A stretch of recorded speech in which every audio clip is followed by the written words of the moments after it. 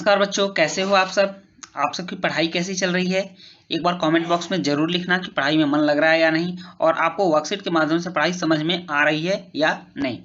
तो बच्चे चलिए आज शुरू करते हैं।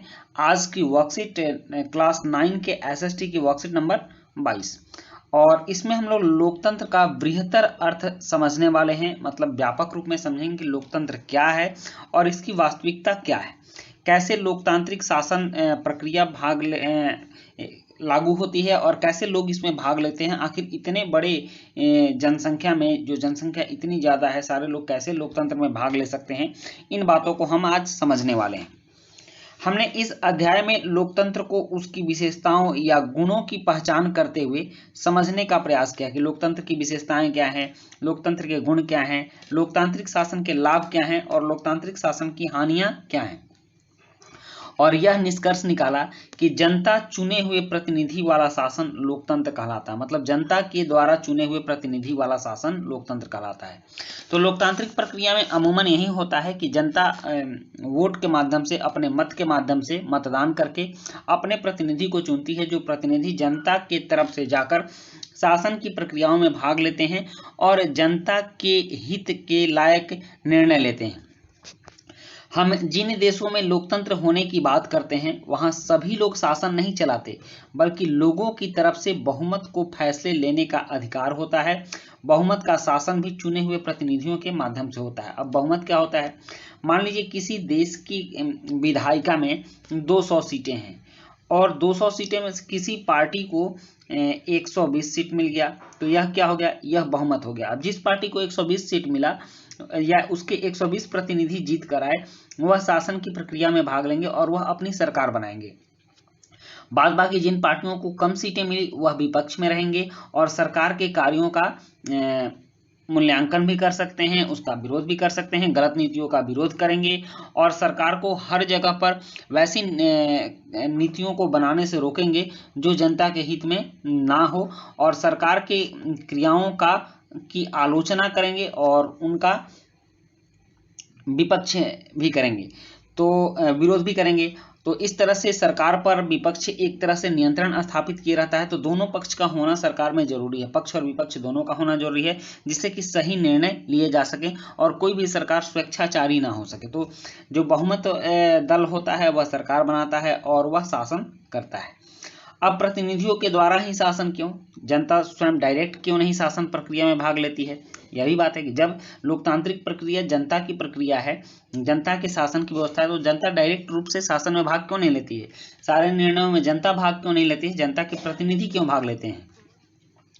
तो आधुनिक लोकतंत्र शासन व्यवस्था में बहुत अधिक लोग होने के कारण सबको एक साथ बैठाकर सामूहिक फैसला कर पाना संभव नहीं हो सकता। अब जो शासन की प्रक्रिया, अभी लोकतांत्रिक प्रक्रिया जो हम लोग अपनाते हैं, इसमें पूरे देश के, भारत में मान लीजिए 130 करोड़ जनसंख्या है, तो 130 करोड़ जनसंख्या के लोगों को एक जगह हम कहीं बैठा नहीं सकते हैं, उनको एक साथ शासन की प्रक्रिया में भाग नहीं ले सकते। इसके बहुत रीजन हो सकते हैं। सभी लोग एक जगह पर इकट्ठा नहीं होंगे, सभी लोगों के पास समय नहीं रहेगा और सभी लोगों में योग्यता भी नहीं है या सोचने की तार्किक क्षमता भी नहीं है कि कौन से फैसले होने चाहिए, कौन से फैसले नहीं होने चाहिए।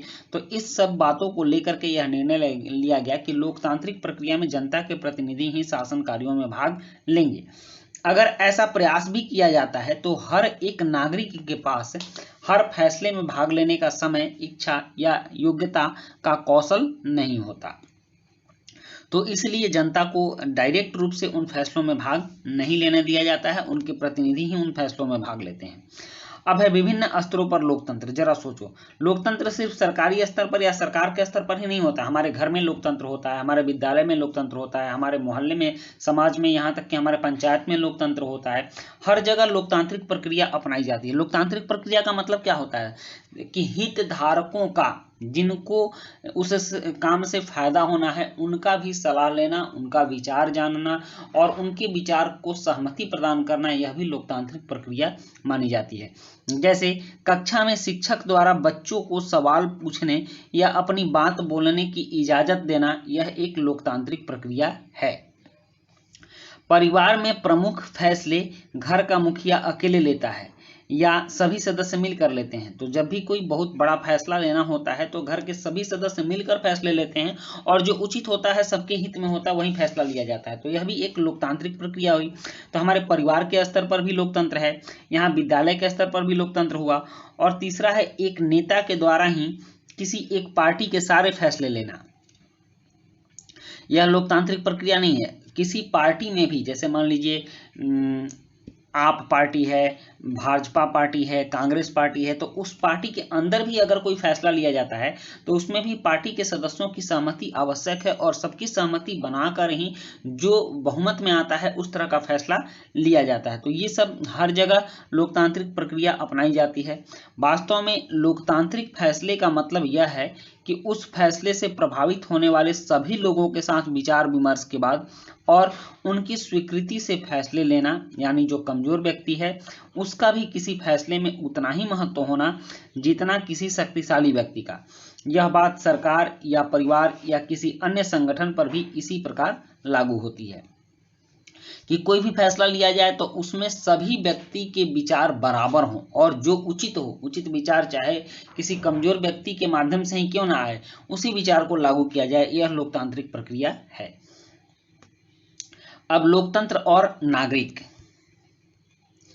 एक आदर्श लोकतंत्र में निर्णय लेने की प्रक्रिया लोकतांत्रिक होनी चाहिए। कहा जाता है कि एक आदर्श लोकतंत्र में जो निर्णय लेने की प्रक्रिया होती है लोकतांत्रिक होनी चाहिए, मतलब कि लोगों के विचार विमर्श से होकर गुजरा हुआ होना चाहिए और उसमें बहुमत का प्रस्ताव होना चाहिए।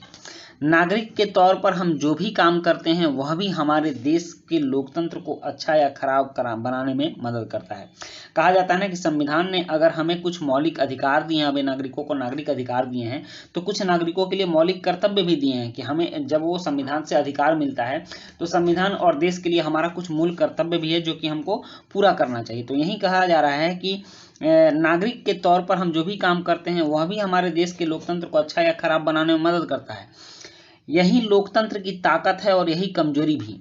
देश का भविष्य शासकों के कामकाज से भी ज्यादा नागरिकों के कामकाज पर निर्भर करता है। हम चुनाव प्रक्रिया में भाग लेते हैं, चुनाव में किस तरह के प्रतिनिधि को चुनते हैं यह तो नागरिक के हाथ में है। हम जैसे प्रतिनिधि को चुनेंगे, अगर आपराधिक पृष्ठभूमि के प्रतिनिधि को हम चुनते हैं तो हमारे राजनीतिकरण का अपराधीकरण हो जाएगा। तो इस तरह से यह बहुत हद तक निर्भर करता है कि नागरिक कैसे काम करते हैं, नागरिक कामकाज कैसे करते हैं।